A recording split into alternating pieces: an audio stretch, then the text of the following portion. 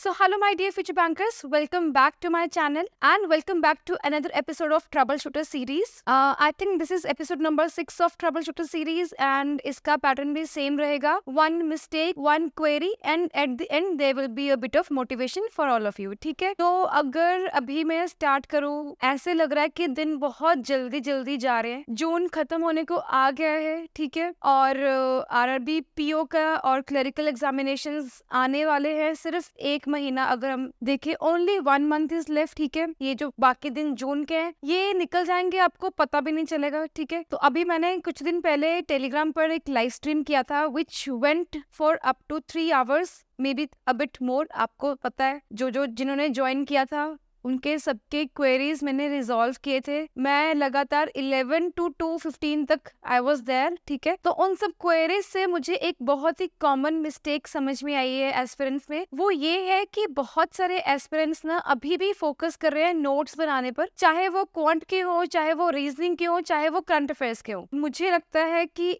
इस टाइम पर हमें नोट्स बनाने पर फोकस नहीं करना चाहिए. अभी हमारा फोकस सिर्फ प्रैक्टिस के ऊपर होना चाहिए. हमारे पास जितने भी दिन बचे हैं, मैंने आपको एक डेडलाइन दिया था कि इस डेट तक आप अपने सारे वीक एरियाज के ऊपर काम कर लो. उसके बाद हमारे पास दिन नहीं बचेंगे, हम एक एग्जामिनेशन लूप में फंस जाएंगे. मतलब कि अगस्त में हमारे एग्जामिनेशन शुरू हो जाएंगे. RRB PO, RRB क्लर्क, फिर IBPS की नोटिफिकेशन आ जाएगी, फिर से कियोस्क क्रिएट हो जाएगा, फिर से सारा यूट्यूब नोटिफिकेशन की उससे वीडियो से भर जाएगा. तो हमें उन सब पे फोकस नहीं करना है. प्लीज हमें अभी अपने वीक एरियाज के ऊपर काम करना है. प्लीज आप मेरी बात मान लीजिए और अभी चाहे पूरा ये जून का मंथ अपने वीक एरियाज को दे दो, लेकिन इसके बाद आपको टाइम नहीं मिलेगा. हमें सिर्फ प्रैक्टिस करनी है. उसके बाद मुझे बहुत सारे एस्पिरेंट्स ने ये भी क्वेरी पूछी थी कि हम अपनी प्रैक्टिस कहाँ से करें. यार बहुत सारे सोर्सेज हैं, there are numerous amount of sources. ठीक है, मैं अपनी हर वीडियो में मेंशन करती रहती हूँ, but today it is a special video. Reason being, Guidely ने एक बहुत ही नॉमिनल रेट पर अपना एक कोर्स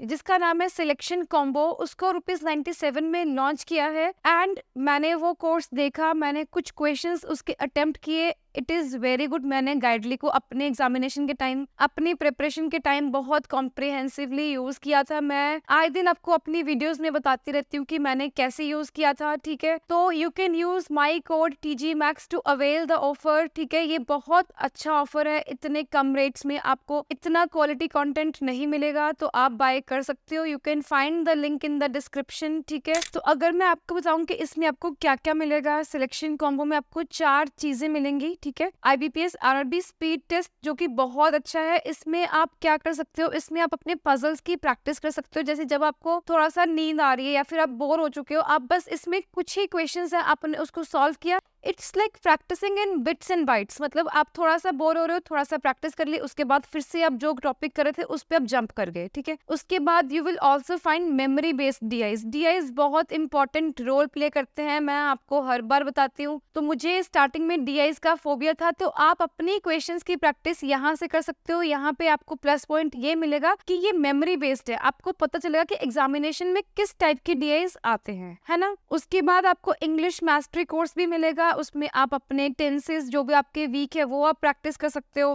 प्लस आपको एग्जैक्ट एग्जाम लेवल क्वेश्चंस देखने को मिलेंगे, be it English, be it quant, be it reasoning. मतलब it's like all in one practice package for all of you at a very nominal rate. ठीक है, you can buy it. I am sure आपको बहुत ज्यादा benefit होगा इससे. ठीक है, अगर मैं आपको इसका कंटेंट खोल के दिखाऊं तो इसमें लाइक अगर मैं देखूं यहाँ पे जैसे टेस्ट की फॉर्म में है. ठीक है, मैंने रीजनिंग का खोला है, तो हम ऐसे स्टार्ट करेंगे.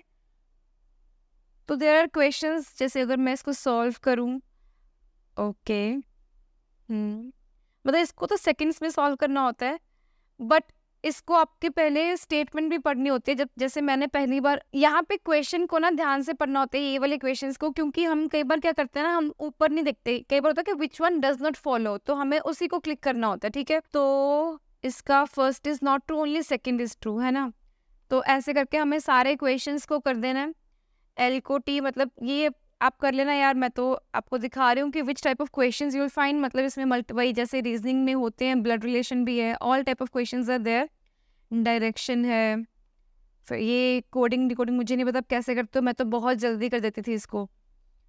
ये अल्फा न्यूमेरिक सीरीज हो गई। नाइस, यू कैन ट्राई, आप कर सकते हो ट्राई, है ना। बाकी तो यार आपको जहां से सही लगता है आप वहां से प्रैक्टिस करिए, but practice is the key. अभी जो टाइम है हमें सिर्फ प्रैक्टिस करनी है, बट प्लीज करंट अफेयर्स और मेंस को मत भूलना, उसको साथ में लेके चलना है, ठीक है। अभी नेक्स्ट जो है, next will be the query, जो की है कि मैम क्या हमें न्यूज़पेपर पढ़ना चाहिए? मैं इतने न्यूज़पेपर्स पढ़ता हूँ या फिर इतने न्यूज़पेपर्स पढ़ती हूँ। यार मैंने अपनी प्रिपरेशन के टाइम एक भी न्यूज़पेपर नहीं पढ़ा था, ठीक है। इंटरव्यू के टाइम पे थोड़ा बहुत पढ़ा था, लेकिन अपने प्रिपरेशन के टाइम सिर्फ एक editorial, only one editorial I use to read, and that also from YouTube. वो भी निमिषा मैम का मैं पढ़ती थी। आपको जहां से मिले आप वहां से पढ़िए, बट उसमें आपको पूरा डिटेल में पढ़ना है, उसकी पूरी वोकैबुलरी, उसमें जो भी फ्रेजल वर्ब्स हैं, सब उनको आपको एक बार गो थ्रू करना है। कोई नोट्स नहीं बनाने हैं। जैसे कि मैं आपको बार बार बताती हूँ कि हमें स्मार्ट वर्क करना है हार्ड वर्क के साथ। हमें सिर्फ हार्ड वर्क नहीं करना है। जो लोग सिर्फ हार्ड वर्क करते हैं वो थोड़ा सा लैग कर जाते हैं अपनी प्रिपरेशन में, तो प्लीज हार्ड वर्क के साथ स्मार्ट वर्क करना है। न्यूज़पेपर पढ़ने की कोई जरूरत नहीं है। हमें सिर्फ अगर एडिटोरियल भी, एक एडिटोरियल 100% एफिशिएंसी से बहुत अच्छे से पढ़ेंगे, उससे भी हमारा काम बन जाएगा। इंग्लिश कोई ज्यादा टफ नहीं आती है। आप चाहे कोई भी प्रीवियस ईयर लगा के देख लो, कोई भी सेक्शनल लगा के देख लो, अगर आप रियलाइज करोगे, अगर आप अच्छे से एनालाइज करोगे ना, तो आपको अपनी ही मिस्टेक दिखेगी। वो ये है कि हम ओवर अटेम्प्ट करते हैं। हमें लगता है कि ये सारे क्वेश्चंस सही है। हमें ग्रेजुअली उस चीज को इम्प्रूव करना है। हमें अपने इंग्लिश के कॉन्सेप्ट्स तो इम्प्रूव करने ही है, लेकिन हमें अपनी ओवर अटेम्प्ट की हैबिट को इम्प्रूव करना है। इंग्लिश बहुत रिस्की रोल प्ले करता है हमारी सिलेक्शन होने में और ना होने में, बहुत इंपॉर्टेंट रोल प्ले करता है। अगर हम ओवर अटेम्प्ट करेंगे, अपनी फीलिंग्स के साथ जाएंगे, तो हम अपने जो मार्क्स हमारे आने हैं वो हम खो सकते हैं। तो please do not focus on over attempting, focus on attempting only those questions which you feel कि ये तो 100% सही है। तो यार ये थी आपकी क्वेरी, ठीक है, कि आपको न्यूज़पेपर पढ़ना है या नहीं पढ़ना है, ठीक है। और मिस्टेक में मैंने आपको बता दिया कि अभी नोट्स बनाने का कोई टाइम नहीं है, हमें सिर्फ प्रैक्टिस के ऊपर फोकस करना है। दिन बहुत कम बचे हैं। So now comes a very special part, that is motivation, ठीक है। या बहुत सारे एस्पिरेंट्स हैं जो मुझे कहते हैं कि मैम कंसिस्टेंसी नहीं मेंटेन हो पा रही है। 2 दिन पढ़ते हैं, उसके बाद फिर कुछ ना कुछ हो जाता है, फिर नहीं पढ़ पाते हैं। तीसरे दिन फिर हम जब पढ़ने बैठते हैं, चौथे दिन फिर सब कुछ हम भूल जाते हैं। हमारी प्रैक्टिस ही नहीं रह पाती है, हमारी स्पीड नहीं रह पाती है। तो मैं सबको, ईच एंड एवरी कैंडिडेट, मैं सबको यही बोलती हूँ कि आपको आपकी वीकनेस पता है, फिर भी आप उसके ऊपर काम नहीं कर रहे हो, दिस इज वेरी बैड, है ना। हमें कंसिस्टेंटली पढ़ना पड़ेगा।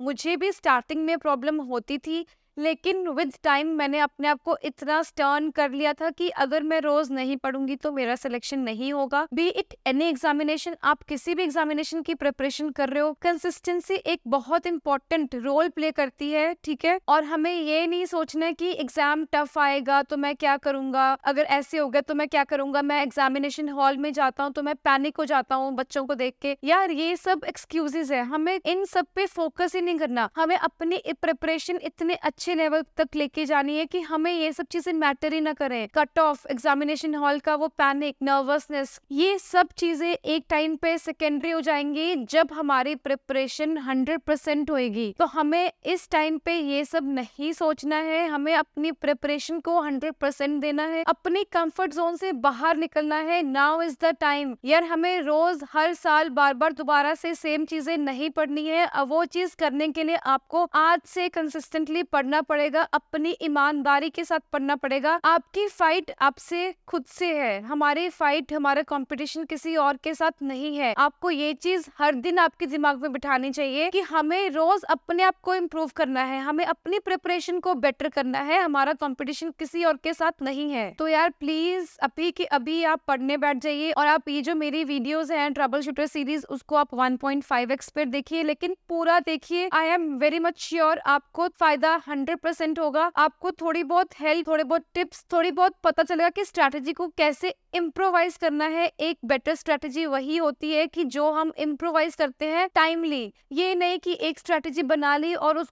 उसी को स्टिक कर लिया। नहीं, हमें अपने आप को इम्प्रोवाइज करना है, इंट्रोस्पेक्ट करना है कि मैं कहाँ पे लैग कर रहा हूँ।